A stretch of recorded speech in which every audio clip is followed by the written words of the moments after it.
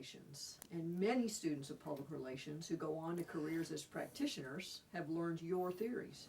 Do you have a sense of how much your theories are impacting the practice of public relations today? Well, I think it depends on whether I'm feeling optimistic or pessimistic on a given day. I hear a lot from people who say that their career has been influenced by different theories, the two-way symmetrical model, for example, or the public relations and strategic management. So when I hear that, I can be very encouraged. But then oftentimes when I read about what PR people are doing, or I read their blogs and so on, and they seem to be doing the same old things that they did years and years ago, I think, you know, this is hopeless.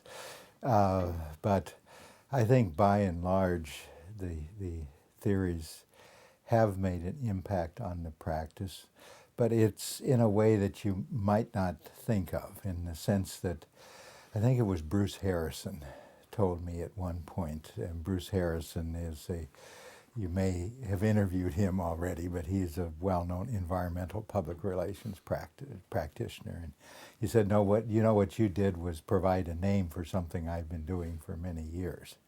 So I don't think the theories are totally unique in the sense that I made them up without any relationship to practice, because a good theory is always based on reality as well as conceptual thinking about it. So if I look, the symmetrical model, for example, we found many times is actually practiced in different ways, and it's quite effective. And it's a name that it's been given to things, again, that people haven't had a name for before. So, and then I look around the world. I think the theories have had a great impact on what is taught in public relations, perhaps more than what is practiced in public relations. But I've traveled in somewhere between 40 and 50 countries and lectured to people and to students and practitioners and so on. And I'm always amazed that people know the theoretical language and they're using it, and I think that it's being practiced a great deal. I like to call these the symbolic interpretive approach versus the strategic management approach.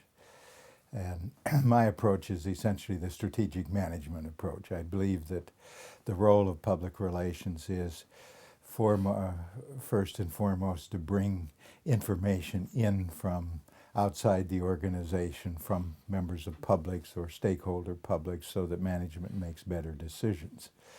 And the role of public relations is essentially to help management make better decisions. So that's the strategic management role.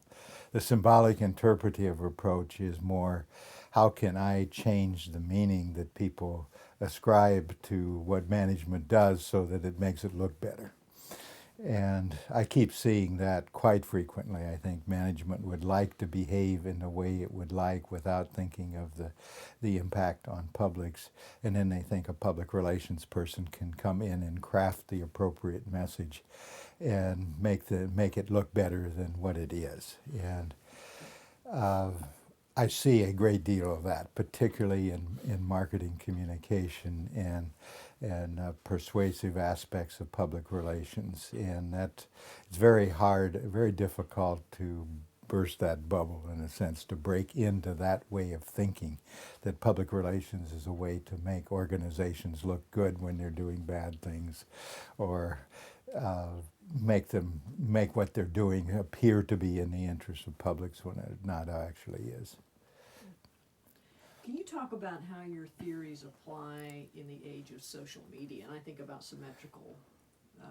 your symmetrical model, for instance. That's very interesting. I just saw a blog in some place in the UK this last week that said the Grunig theories need to be reevaluated now in the age of social media. And I looked at that and I said, no, they're more applicable now than they ever were. In fact, what digital media, digital media in a broad sense. I think digital media are broader than social media. But they've made the symmetrical model inevitable, in my opinion. I just don't see how any organization can try to communicate with publics without listening, without engaging in dialogue, without trying to understand how they see their interest when organizations make decisions and behave in certain ways. Because there was what I called the illusion of control before, that public relations people and organizations, and in general the organizations they worked for, seemed to believe they could control the message that would go into publics, and that would control the way they thought about their organization. I never really did think that was true. People were able to talk to each other and they got information from different sources. They weren't restricted to media or to advertising or what else. They had their own experiences. They talked to other people. They read other sources of information. But it's now the digital media just makes it much easier to do that. So if you want information about a product, for example, I'm at the age now where I use a lot of medical medical products, and I don't take anything without doing an internet search first. And the site I'm least likely to trust is the one that's coming from the pharmaceutical company. Same way I wouldn't buy a dehumidifier for my basement without seeing whether people say it breaks down after a year. So the control has... I think control was always in the hands of people, individuals and publics, but now it is much more in their hands because you just can go anywhere to get information, and you're not restricted to what organizations choose to make available for you. And so this symmetrical model basically is a model of dialogue, and it's a model of looking out both for the interest of your organization and for the publics that are affected by the organization. And it's much easier for an organization to find out how publics are affected because they can simply go online and do searches and read blogs and find out what people are saying about how decisions are affecting them. So I think that the new media make it very interesting to practice public relations because I think it's going to be much easier to convince management that they have to be more open in communicating with publics, and that you really can't use the symbolic interpretive approach to try to put out an interpretation that you want people to hear because they'll easily get a different interpretation someplace else. Have you thought much about the ethical challenges that are raised for public relations practitioners as a result of the rise of new media? I've said many times that the symmetrical model is inherently ethical. An asymmetrical model is not necessarily inherently unethical, as I've been accused of saying many times. But to practice an asymmetrical model, you have to be able to prove to yourself or to others that what you are trying to persuade someone else to do is actually in their best interest. And it may not always be, because I think there are oftentimes efforts, I've talked about convincing people to smoke, to use guns, to do all sorts of things that are not in their best interest, but in the person who's doing the message really thinks it is. So with the symmetrical model, you leave it open to dialogue, and you don't try to decide for the other person what is in his or her best interest. So that it's what a theorist, Ron Pearson, said several years ago, the obligation of dialogue, that ethically you have an obligation to engage in dialogue with your publics whenever the organization that you represent has some kind of consequences on the public or publics. So there are two versions of ethics: consequentialist ethics or utilitarian ethics, which says that whenever you have negative consequences on someone, then you should examine whether that behavior is good. The problem with consequentialist ethics is that sometimes a behavior has good effects on one party but not on the other one. So how do you decide which one gets precedence over the other one? That was always the problem with utilitarian ethics, the greater good for the greater number and so on. But at least I believe in utilitarian ethics because of the concept of consequences. I think that's the most important term in public relations. A public comes into existence when an organization behaves in a way that has consequences on the public. And when a public recognizes those consequences, then it begins to think about them and to communicate about them. This comes from my studies of John Dewey when I was a graduate student many years ago. But then there are the limitations of consequentialist ethics. So if you add into that deontological ethics, which basically says what are the rules that you could follow that would make, if you follow those rules, your behavior or your actions would be ethical. And the rule is the obligation of dialogue, which doesn't mean that you make decisions for others or you always do what is probably the best thing or the thing that's best for everyone, but you leave it up to dialogue and people can you come together and the way you behave may or may not be the most ethical thing, but at least you listen to the other party and you've engaged in dialogue with them. So anyway, my theory of ethics is essentially whenever an organization behaves or is thinking of behaving in a way that will have consequences on a public, and the consequences bring about the public, then you have the obligation to engage in dialogue with it. So then the question is, what do you do after the dialogue? Do you do what they want you to do, or what do you think is you would like to do, or what is right? And that's never easy to decide. But then one has to engage in some kind of social reason to think through, now I've listened to the other side, I've thought through our side, and I've made a decision based on the best information I have available.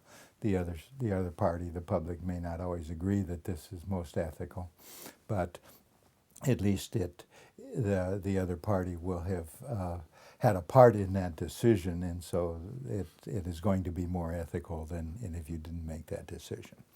So now if you apply that to social media, I think the obligation of dialogue, well, you can find out what kind of consequences you're having by doing environmental scanning, by looking at what people are saying on the social media, on the digital media, about the effects of your company or your organization's behavior on them.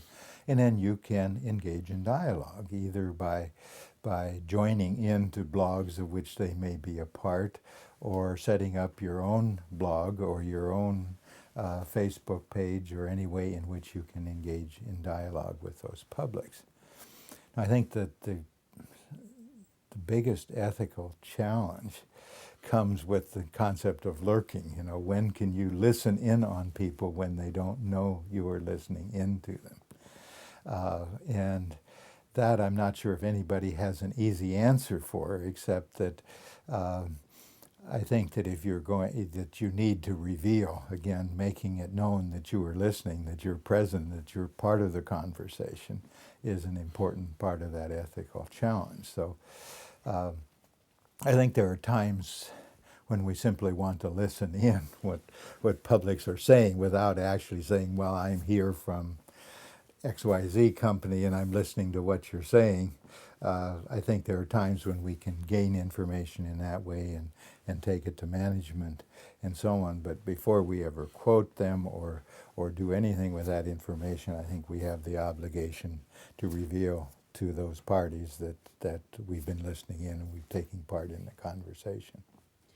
Something else that strikes me that social media raises in terms of ethical challenges in the model that you've talked about is this idea that the dialogue that you're listening to is much more public. Everybody can listen to it, right? Right. And so then the decisions that are made after you listen can be viewed by everybody through that prism. Right.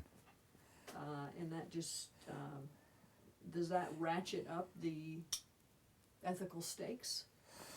Well, a good friend and former colleague, Mark McElreath, who taught originally at the University of Maryland with me and then at Towson University, wrote a book on ethics, and his first rule of ethics was if you make this decision, are you willing to go on national television and announce it to everyone?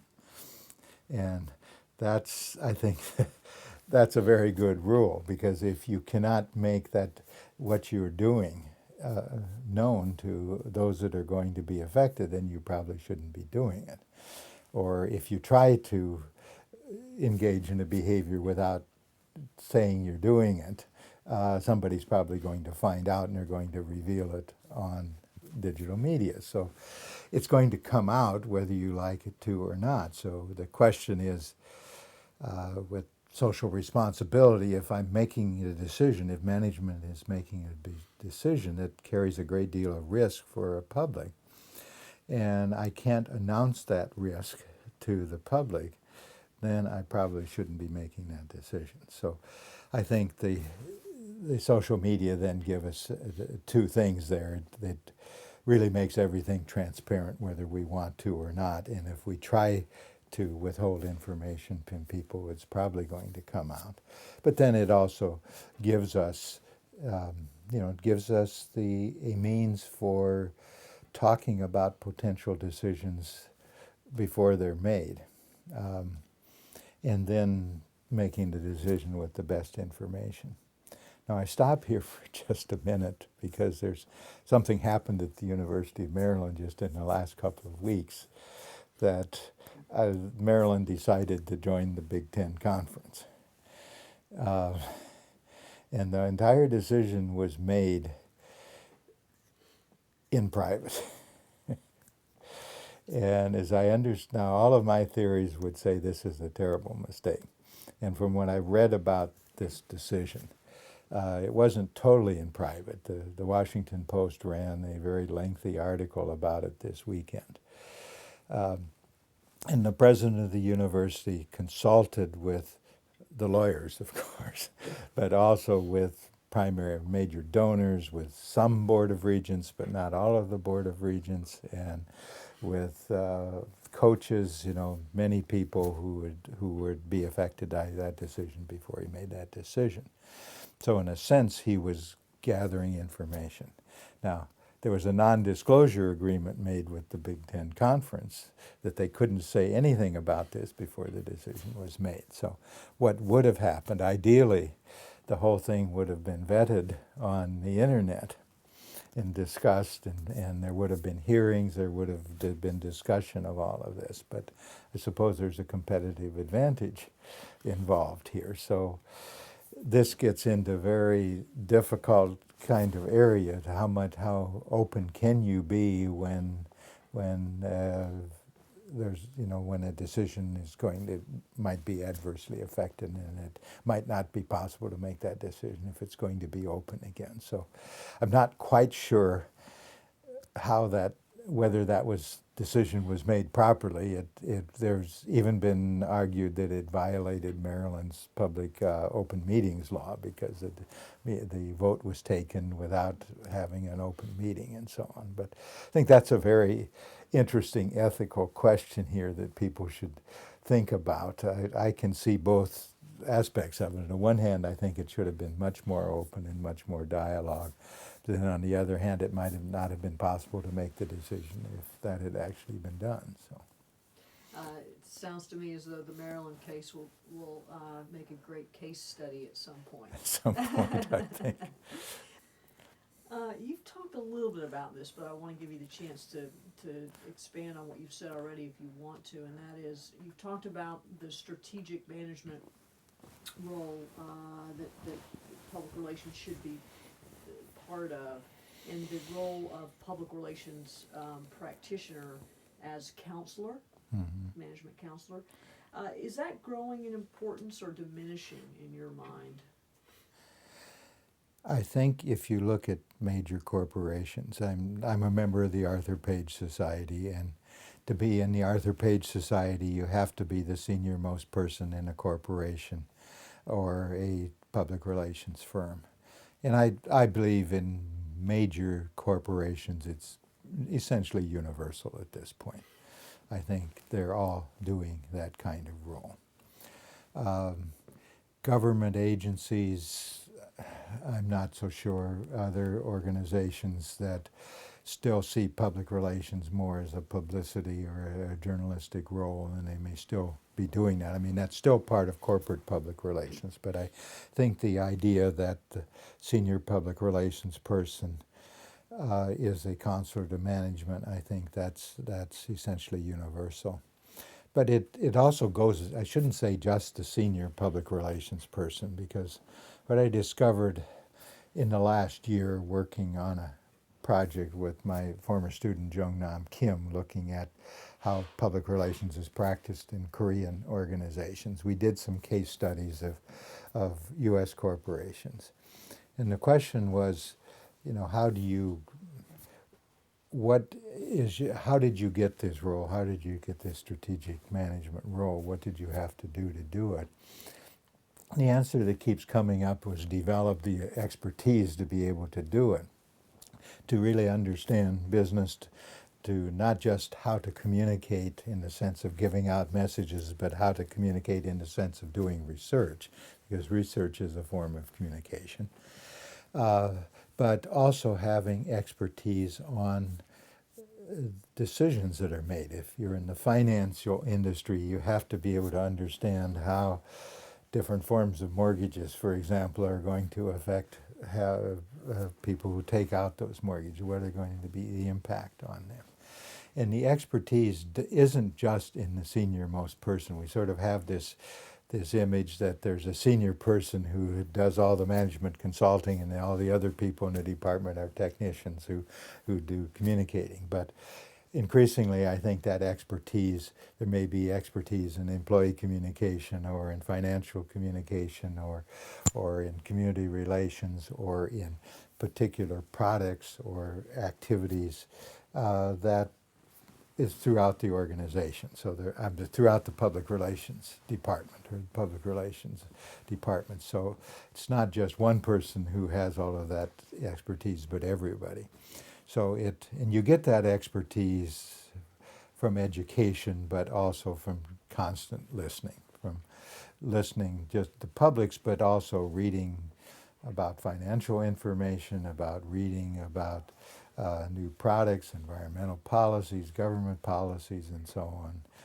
You don't learn it just by studying how to pitch a news story to the media. You have to really be a policy expertise and have policy expertise. And not everyone can have expertise in everything, so you have to delegate that throughout the public relations department. Now, when it comes to public relations firms, I think you have two types of activities. One are those firms or those parts of firms whose job is mainly delivering messages. And they're not often involved in strategic decision making. But then there are other parts of firms who are strategic counselors. And there are lots of smaller firms, one-person, two-person, three-person firms who are primarily in business to counsel management. For example, a friend, Fraser Likely, who is a practitioner in Canada, in Ottawa, he doesn't necessarily call himself a public relations person. He's a management consultant. So I think there is a great deal of that kind of expertise. But there's still a huge amount of activity, primarily in the marketing communication area, where you're just trying to create buzz and get messages out, and most of which, in my opinion, has no effect, but there's still a huge amount of that kind of activity going on. Okay. I'm going to switch gears just a little bit and ask you to talk about ethical mission statements or credos. And I want to find out from you, my bottom line question is it important for a corporation to have an ethical mission statement or a credo? What does it do? Well, if you're going to be interviewing a representative from Johnson and Johnson, which is very famous for its credo, and that has often been attributed. I mean, it's when Johnson and Johnson made the Tylenol decision, it was equated to its credo. There's often also a great deal of discussion right now going on in the Arthur Page Society about character and corporate character, and how public relations should be the person who, not the person, but the function or the role of public relations in the organization should be to help define corporate character. And I get somewhat worried about that because I think credos and statements of character or lists of these are our values. Much of this takes place in a committee getting together or somebody writing down what our values are. And I think that this can be taken over by a symbolic interpretive approach. That is, we write down all of these values and we say this is what we stand for or this is our credo. But that doesn't show up in the behavior of the organization. So I fundamentally believe that our values are exhibited through our behavior. And so if indeed the credo or the corporate value statement or so on are reflected in values, or are reflected in behavior, or they are derived from behavior, that is, these are our values because here's what we've done before. They shouldn't just be symbols that are put up there to make us look good that we don't actually follow. And there's much discussion in a symbolic interpretive approach of what I call a cognitive representation, that is what people think about something. And it's gotten many names: images, reputation, brand, impressions, and so on. I don't care what you call it. They're basically all the same thing. That is what members of a public think about an organization. And branding, for example, the idea is more proactive in a sense. A brand is what we want people to identify with our organization, where reputation is more what people think after the fact. So I tend to believe a brand is our behavior, that our behavior, the organization's behavior brands it. And so when we say, if you've damaged our brand by doing something unethical, that's indeed the case. But somehow thinking up a brand and saying this is the Republican brand, for example. Political parties now have brands, the Republican brand and the Democratic brand and so on. And to me, the brand is more of a marketing than a public relations concept, and I rarely, if ever, use it because it's I think, a symbolic interpretive concept that is used to try to create some kind of meaning for people that doesn't always exist. So this is a long answer to your question, although I think those things are important, but they're less important than day-to-day involvement in decision-making. That if we really want public relations wants to influence the character or the ethics of an organization, it does this not by writing statements, but by advising and participating in decision-making and communicating with publics. And then our brand emerges, or our reputation emerges, because our reputation is what people remember that the organization did. It's not something we create through publicity. It's what people recall. So if, what is your reputation? It's what people remember that an organization did. So that takes you back to the strategic management approach. And I think what's important is to have some sort of statement or some sort of set of principles that say this is the role of the public relations function and this is what we are trying to do, and we want to influence character, we want to influence ethics, but public relations has to be a part of decision making, of strategic management, if it's going to do that. What do you think is the greatest challenge, or one of the greatest challenges facing senior public relations executives today, and how can it be met?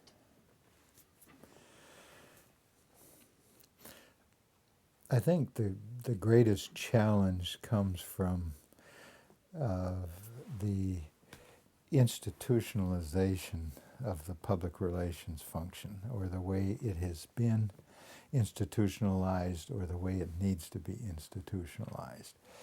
And institutionalization is if you go back into sociology, and something becomes institutionalized through repeated practice and repeated behavior, and then if people do the same things over and over again, then others begin to think that's what it is.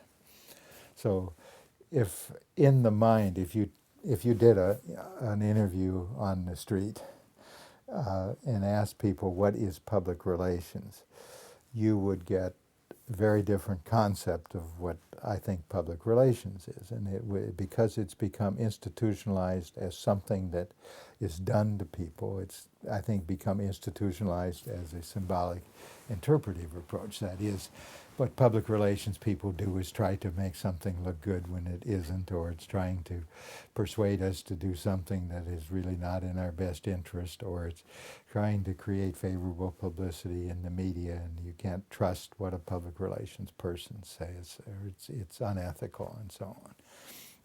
Now, I think to a large extent that, for sure, in the media, journalists think of public relations in that way. In their minds, that's the way public relations has become institutionalized.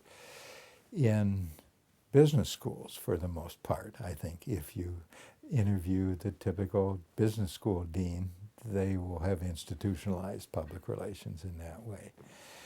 And I think, to some extent, well, particularly in marketing faculties, that's the way public relations has become institutionalized.